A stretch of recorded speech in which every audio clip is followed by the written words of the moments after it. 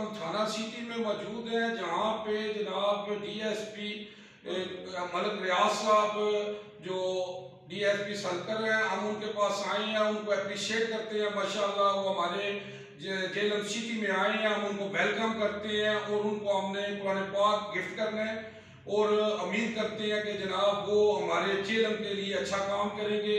तो जनाब आए उनको कुरान पाक गिफ्ट करते हैं।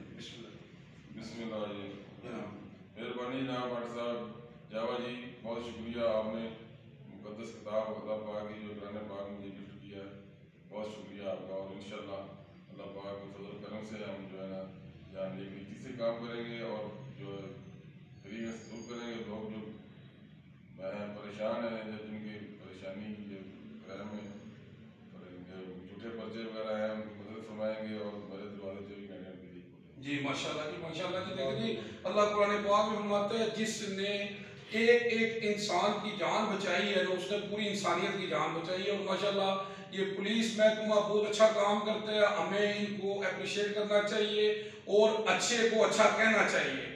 जी जावा।